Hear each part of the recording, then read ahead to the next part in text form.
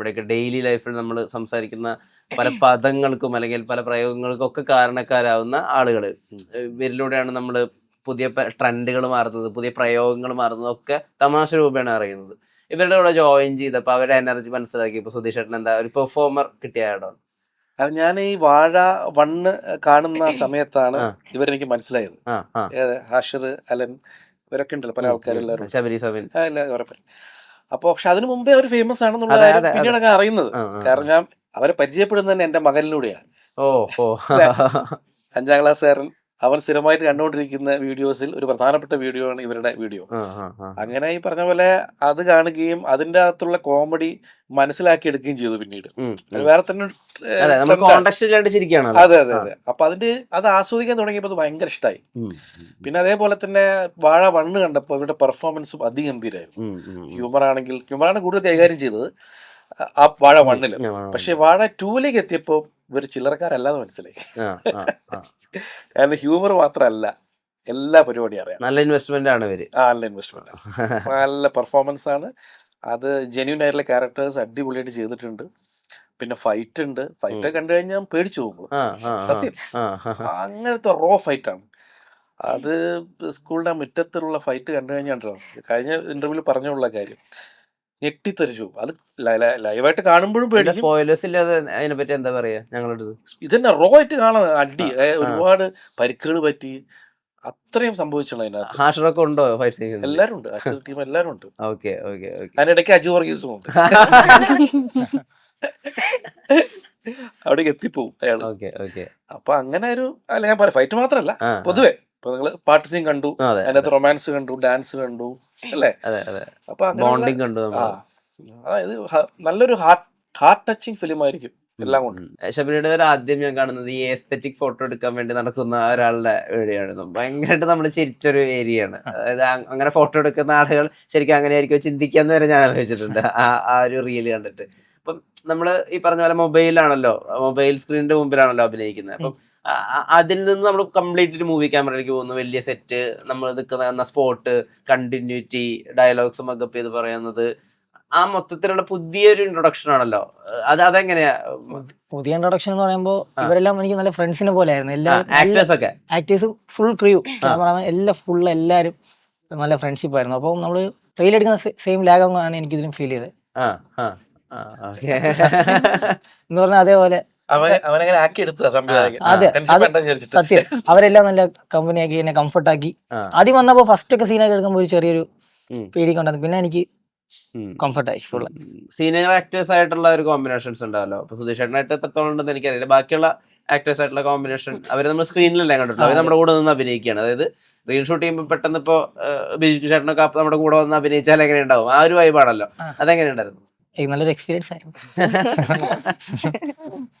സിനിമയിലേക്ക് വരുന്ന സമയത്ത് ഇപ്പോൾ ഈ സിനിമയ്ക്ക് വലിയ പ്രതീക്ഷകളുണ്ട്. ഈ സിനിമ ഇപ്പോൾ ദൃശ്യത്തിന്റെ ഏകദേശം ഒരു ദിവസം ഇപ്പുറത്താണ് ഈ സിനിമ ഇറക്കുന്നത്. അപ്പൊ അത്രയും മാത്രം കോൺഫിഡന്റ് ആണ് ഇതിന്റെ മേക്കേഴ്സ് എന്നുള്ളതാണ്. ഇപ്പോൾ നിങ്ങൾ ഇതിൽ ഇന്നാവുന്നു അല്ലെങ്കിൽ ഈ ഫ്രാഞ്ചൈസിന്റെ ഭാഗമാവുന്നു, എത്രമാത്രമുണ്ട് പ്രതീക്ഷകൾ? ഭയങ്കര എക്സ്പെക്ടേഷൻ ആണ്. മുന്നേ ചെയ്ത മൂവി ചെറിയൊരു പോർഷനാ ചെയ്തത്. ഈ മൂവിയിലാണ് കുറച്ചും കൂടെ ക്യാരക്ടർ ഉള്ളത് ചെയ്യുന്നത്. അപ്പം ഇതിലാണ് പ്രതീക്ഷ. ഇപ്പൊ ഇവര് പലപ്പോഴും ഈ ക്യാമറ തന്നെ ഇല്ലാത്ത പോലെയാണ് ബിഹേവിംഗ് ആണല്ലോ പ്രധാനമായിട്ടുള്ളത്. ഇവരെന്ന് വെച്ചാൽ എല്ലാ ദിവസവും റീലുകളൊക്കെ അപ്പ് ചെയ്യുന്ന കാരണം ഇവർ ഓൾറെഡി വളരെ പ്രൂഡ് ആയിട്ടുള്ള ആളുകളാണ്. അപ്പൊ ഇവരുടെ കൂടെ അഭിനയിക്കുന്നതിന്റെ ആ ഒരു എക്സ്പീരിയൻസ് എങ്ങനെ ഉണ്ടായിരുന്നു? ആദ്യം ഭയങ്കര ടെൻഷനായിരുന്നു. പക്ഷെ ഇവരുടെ എത്തിക്കഴിഞ്ഞ് കഴിഞ്ഞപ്പോ ഇവര് ഭയങ്കര റീലില് കാണുന്ന പോലെ തന്നെയാ. എല്ലാരും ഭയങ്കര റിയൽ ലൈഫിലും അതെ അതെ അതെ ശരിക്കും അതുപോലെ തന്നെയാ. നമ്മളിപ്പോ ഈ മൊബൈലല്ലേ ഇതൊക്കെ കാണുന്നത്. ഇവരെ നല്ല ടെൻഷൻ ഉണ്ടായിരുന്നു വന്നപ്പോ. പക്ഷെ എത്തിക്കഴിഞ്ഞാൽ പലരും ഭയങ്കര കംഫർട്ടബിൾ ആക്കി, ഭയങ്കര സപ്പോർട്ടും ആയിരുന്നു. അപ്പൊ അങ്ങനെ അവരുടെ സപ്പോർട്ടും കൂടെ അത്യാവശ്യം നല്ല രീതിക്ക് ചെയ്യാൻ പറ്റിയിട്ടുണ്ട്.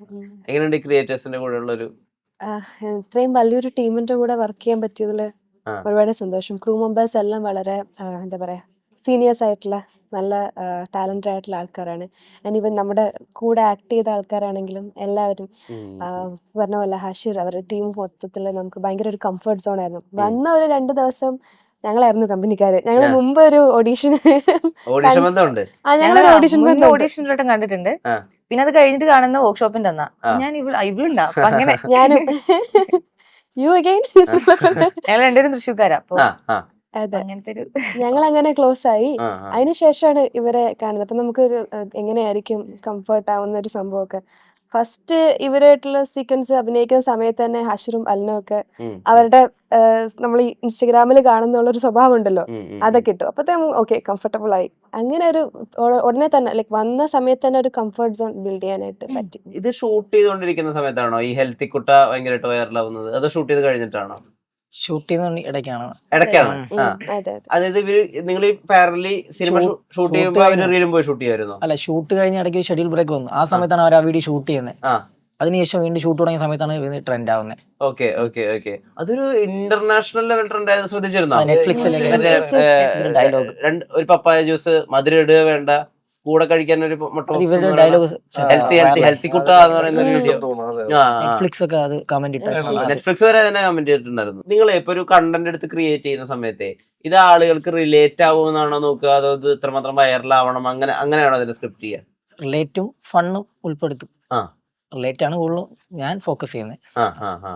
ഇപ്പൊ ക്രിയേറ്റർ ആവുന്നതിന് മുമ്പ് തന്നെ ഈ ഹാഷർ ടീമുമായിട്ടൊക്കെ ഒരു അസോസിയേഷൻ ഉണ്ടായിരുന്നു. അവർ ഓൾറെഡി ഇത് ഈ പടത്തിന് മുമ്പ് തന്നെ ഫ്രണ്ട്സ് ആയിരുന്നു. അല്ല, ഞങ്ങൾ ഒരേ നാട്ടുകാരാണ്, വർക്കലയാണ്, എല്ലാരും വർക്കലക്കാരാണ്. അപ്പൊ അലൻ ഇല്ലേ, അലനിക്ക എന്റെ സൂപ്പർ സീനിയർ ആയിട്ട് സ്കൂളിൽ പഠിച്ചിട്ടുണ്ട്. ബാക്കിയാരും ഇവിടെ വന്ന് പരിചയപ്പെട്ടാണ്. Okay okay okay okay okay. ഈ ഹാഷർ വഴി മനസ്സിലാക്കിയിട്ടുള്ള ട്രോളുകളിലെ ഇപ്പൊ ഒരുപാട് കാര്യങ്ങളുണ്ട്. ഈ കൊച്ചു കേരളത്തിൽ എന്തൊക്കെയാ സംഭവിക്കുന്നത്, പിന്നെ ഈ ഹെൽത്തി കുട്ട, ഇതിലേതാ കണ്ടിട്ടുള്ളത്? കൊച്ചു കേരളത്തിൽ അത് കണ്ടിട്ടുണ്ട്. പിന്നെ ഞാൻ ഇഷ്ടപ്പെട്ട അവസാനമല്ല അടുത്ത കാലത്ത് ഇറങ്ങിയൊരു സുധി സദാചാരത്തിന്റെ ഇഷ്ടപ്പെട്ട ആ വീഡിയോ ഞാൻ പല പ്രാവശ്യം കണ്ടിട്ടുണ്ട്. ഓക്കെ. ഈ കടുവ പ്രസാദ് അത് കണ്ടിട്ടുണ്ടോ?